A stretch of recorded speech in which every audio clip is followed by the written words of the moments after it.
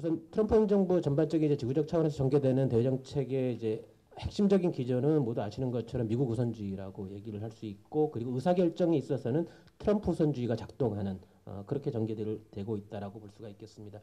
뭐 미국 우선주의라고 하면은 그러니까 트럼프가 갖고 있는 기본적인 인식이 이제 중요한데요. 그러니까 과거에 미국이 이제 자국 군사력을 고갈시키면서 다른 나라들의 안보를 도왔고 자국 산업 희생 대가로 외국 산업을 부강하게 해왔다. 그것이 매우 잘못된 것이다. 그리고 자유주의 이념 가치를 대외 정책에 아주 많이 투영을 하면서 전개를 해왔는데 그것도 문제다.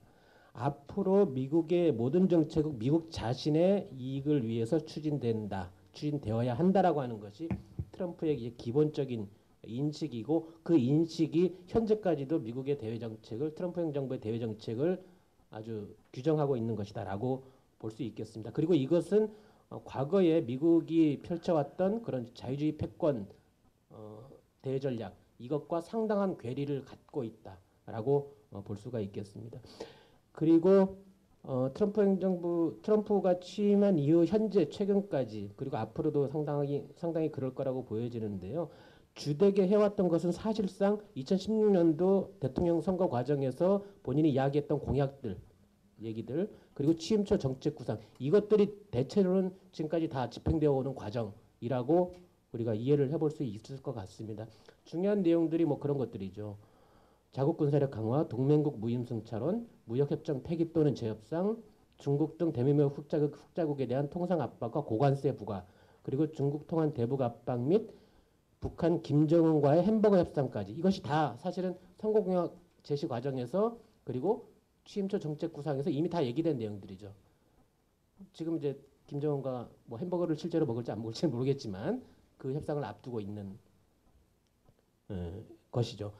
그리고 이제 그 의사결정에 있어서의 트럼프 우선주의, 미국의 전통적인 외교정책 엘리트들 사이에서 공유되는 미국 패권의 전통적 이념이라든가 상식, 이런 것들과는 상당히 괴리되는, 때로는 그런 것들을 무시하는, 굉장히 상당히 어떻게 보면은 독단적인 반기성 질서적인 리더십이 지금 운영이 되고 있다라고 볼 수가 있겠습니다. 그렇기 때문에 우리가 기존의 관성을 가지고서는 예상하기 어려운 이런 결과들이, 사실 이제 북미 정상회담 합의도 바로 그러한 것이라고 얘기할 수 있겠고요. 그런 결과들이 나타나고 있는 것이다라고 볼 수가 있겠습니다.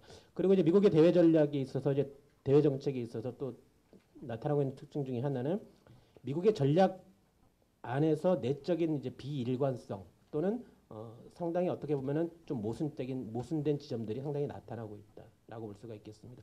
2017년도 12월 달에 미국의 NSS가 이제 발표가 됐는데, 기본적으로 트럼프 행정부의 대외 정책 핵심 기조를 이루는 미국 우선주의라고 하는 것은 기본적으로 글로벌리즘에 반하는 그런 특성을 가지는데, 이 NSS라고 미국이 이제 12월 달에 발표한 NSS는 미국 우선주의와 미국 주도 국제 질서를 동시에 추구하는, 상당히 이제 동시에 추구되기 어려운 것을 동시에 추구하겠다라고 하는 그런 내용들을 담고 있다.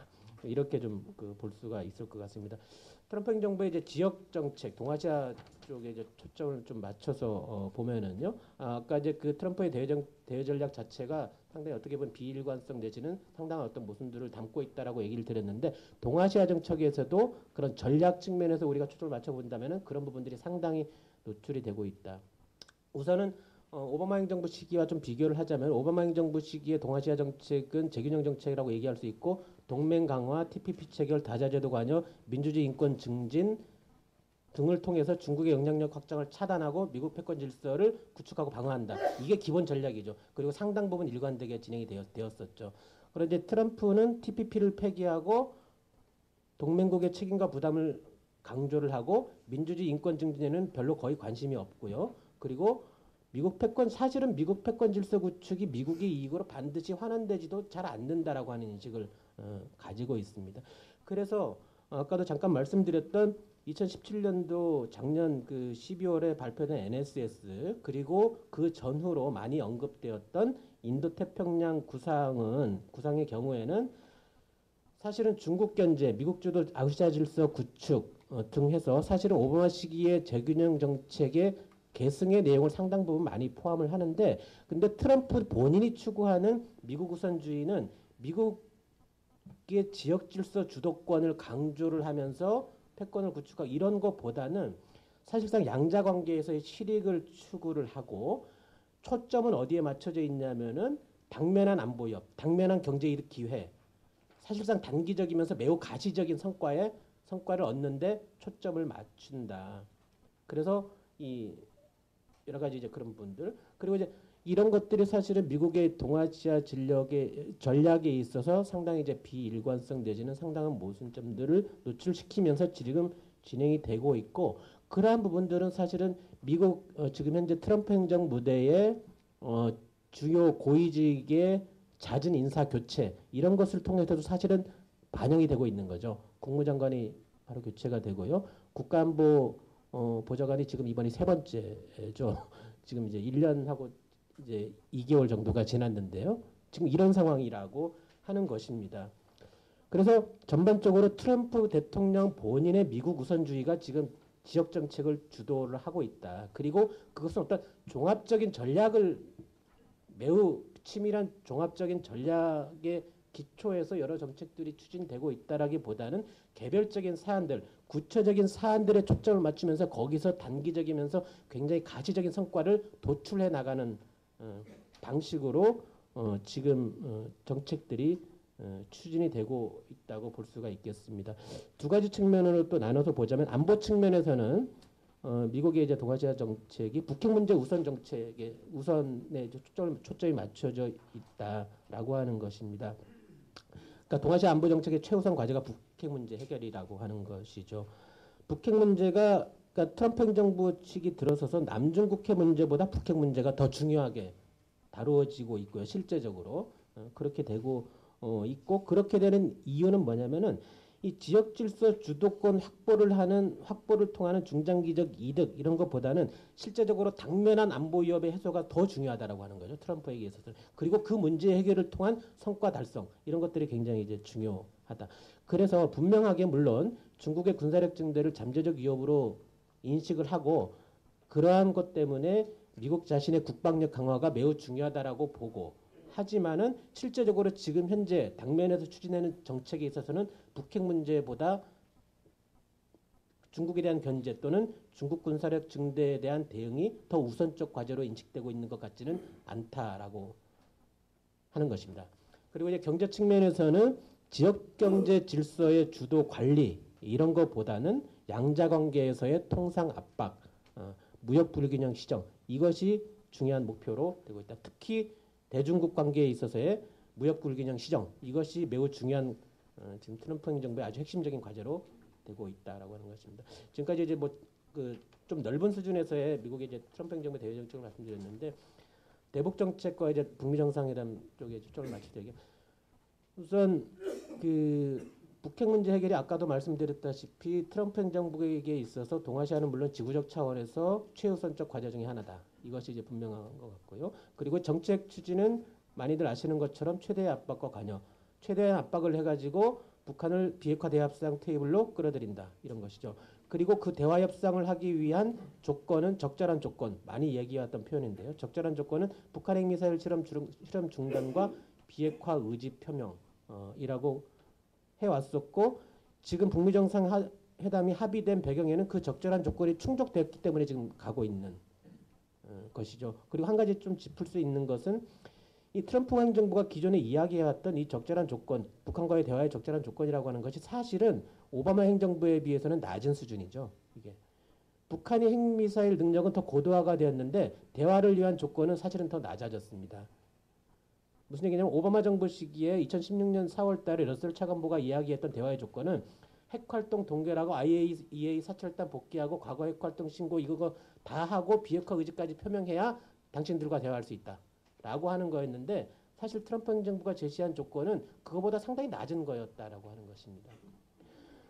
그렇고 그리고 이제 북미 정상회담 합의 배경 말씀드리자면 아까 얘기를 드렸듯이 트럼프 행정부가 제시해왔던 그런 대화의 적절한 조건들을 북한이 다 충족시켰다라고 하는 것이죠.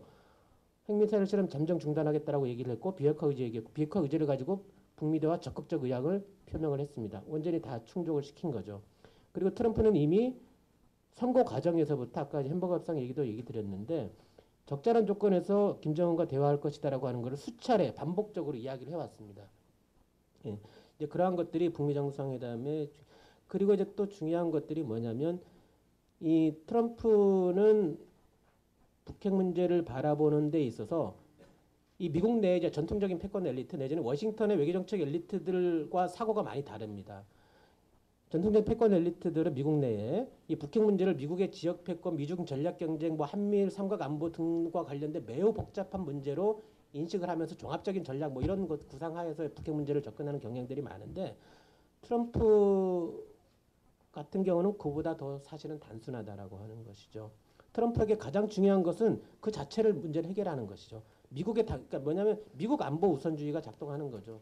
아까 미국 우선주의를 얘기를 드렸는데 미국 안보 우선주의, 미국의 당면한 안보 위협 해소 이거 북핵 문제 해결이 이것이 가장 중요한 과제라고 하는 것입니다.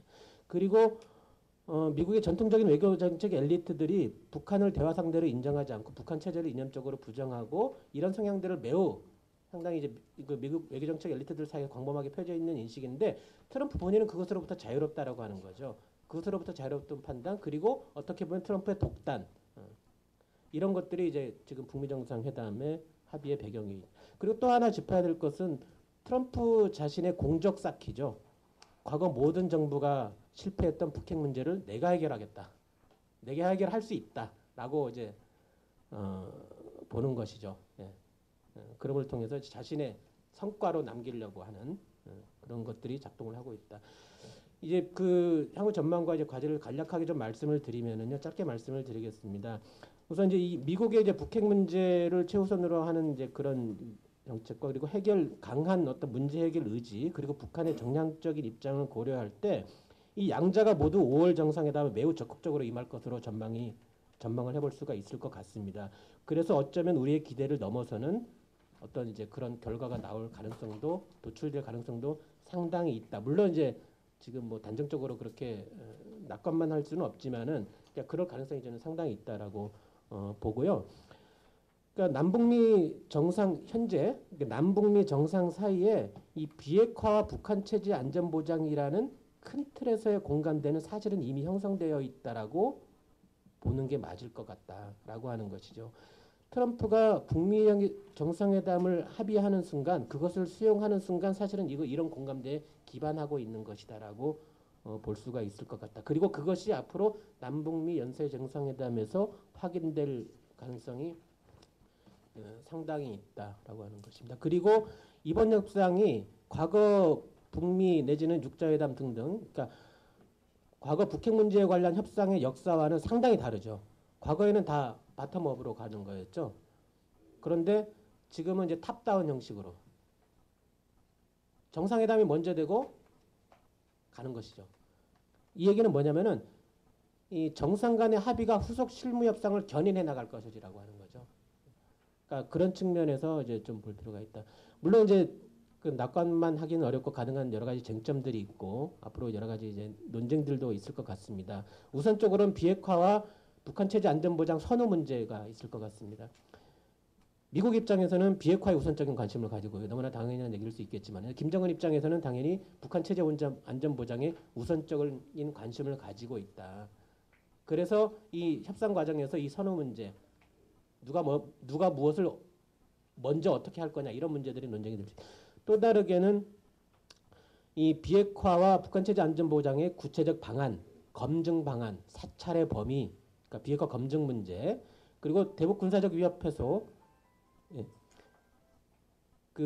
예를 들면 미국 전략 자산 뭐 정계 금지 문제라든가 내지는 그리고 북미 수교와 관련된 평화협정 체결과 관련된 여러 가지 이슈들 이런 이제 아주 구체적인 사안들이 논쟁거리로 부상할 수 있다. 그리고 이 제재 문제. 그러니까 북미 관계 정상화와 비핵화 이전의 대북 제재 유예 혹은 완화와 관련된 얘기가 분명하게 나올 수 있는데 그것에 대한 상호 간의 인식차 이런 것들도 논쟁의 대상이 이제 될 수 있다. 여러 가지 쟁점들이 이제 있을 것 같습니다.